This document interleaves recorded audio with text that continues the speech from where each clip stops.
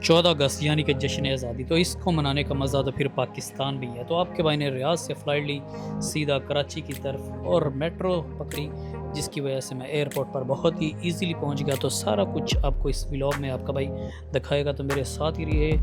कैसे कैसे आपके भाई ने रियाद मेट्रो से सीधा एयरपोर्ट तक सफ़र किया और फिर एयरपोर्ट से सीधा कराची तक का सफ़र बहुत ही मज़े का सफ़र रहा, लेकिन कुछ मुश्किलात भी थी। सब कुछ डिस्कस करते हैं। फाइनली टाइम आ गया सऊदीया को खुदा हाफिज़ कहने का, और आपका भाई जा रहा है पाकिस्तान। यहाँ से मेट्रो पकड़ेंगे, सीधा जाएंगे एयरपोर्ट।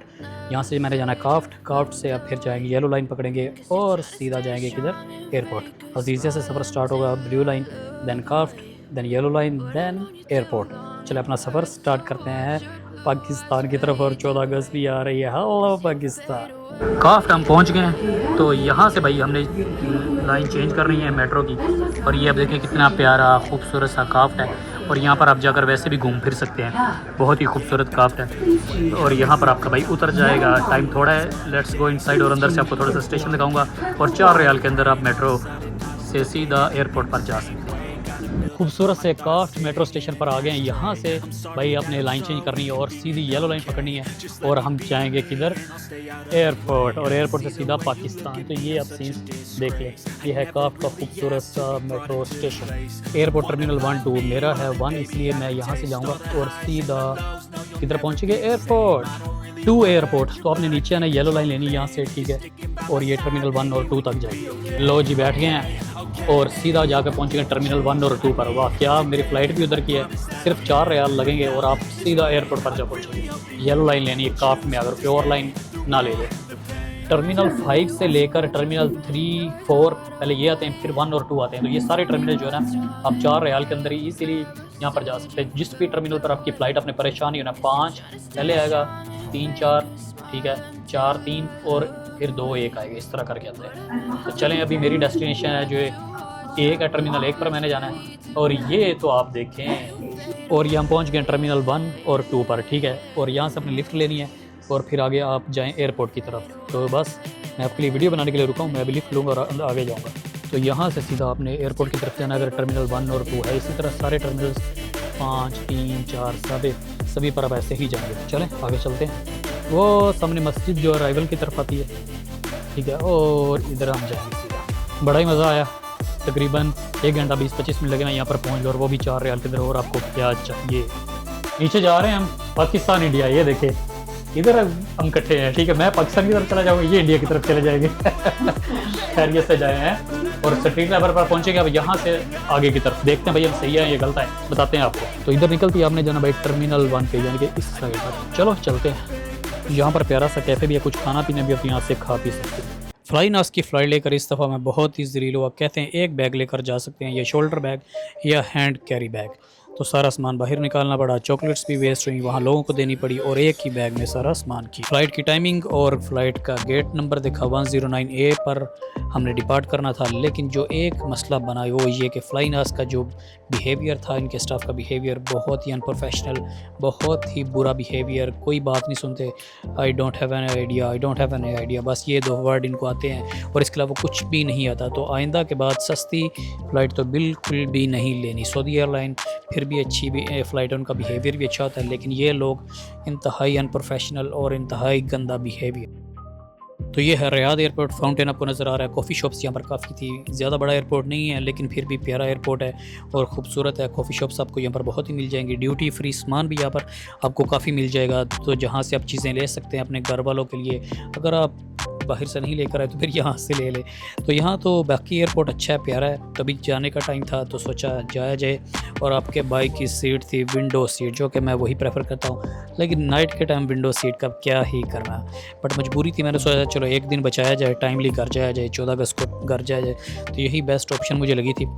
लेकिन आइंदा के बाद ऐसा तो नहीं करना। जितना बुरा एक्सपीरियंस इन लोगों के साथ मेरा रहा ना, आइंदा के बाद ये फ़्लाइट नहीं लूँगा। मूड मेरा इतना ख़राब हो गया था कि इवन टेक ऑफ तक भी आपके भाई का मूड ठीक नहीं हो रहा था, क्योंकि उन्होंने मिसबिहेव इतना ज़्यादा किया। ऊपर से मेरी कितनी चॉकलेट्स उधर रह गई, इतने ज़्यादा पैसे लगाए, तो बहुत दुख होता है। मैंने आज तक किसी भी फ़्लाइट में नहीं देखा कि शोल्डर बैग लेकर जाओ या फिर आप हैंड कैरी लेकर जाओ। सब जानते थे वो लैपटॉप बैग होता है, उसके अंदर सारी चीज़ें। इतना ज़्यादा डिस्टर्ब इन्होंने किया। अब 2 लैपटॉप भी थे, अब लैपटॉप छोड़ता, चॉकलेट्स छोड़ता, क्या करता? फिर चॉकलेट्स छोड़िए, ऑफ़ कोर्स लैपटॉप तो नहीं ना छोड़ सकते। तो ये वो सीन्स हैं जो कि हम रियाद के नीचे से देखते हैं रोड्स के ऊपर, और यहाँ से जहाज़ गुज़र रहा होता है, तो ये वो सीन्स हैं। मुझे तो एक दफ़ा ये लगा कि जहाज़ भाई सिटी की तरफ दोबारा जा रहा है, क्योंकि इतना लंबा जहाज़ घुमा इस ब्रिज के ऊपर, और अब टाइम था फिर टेक ऑफ का। तो चलें, फाइनली खुशी तो बहुत थी पाकिस्तान जाने की, अब क्या कर सकते हैं, जो हो गया वो हो गया, सोचा भूला जाए और अपना सफ़र एंजॉय किया जाए। तो वीडियोस बनाना तो ज़रूरी है, आप लोगों को भी दिखाना है, अपनी भी मेमोरीज़ रखनी है, आप लोगों को तो दिखाना है, लेकिन अपने लिए कुछ ज़्यादा ही ज़रूरी है। तो बहुत ही अच्छा लगा बाद में।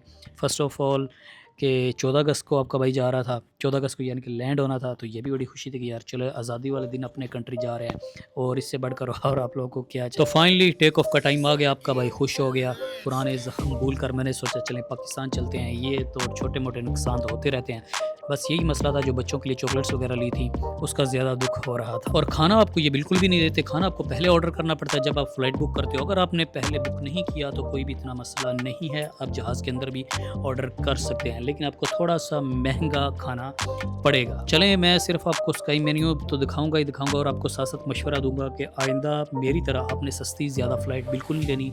लाइक दिस फ्लाइनस ये आपको बहुत जलील करते हैं भाई लोगों।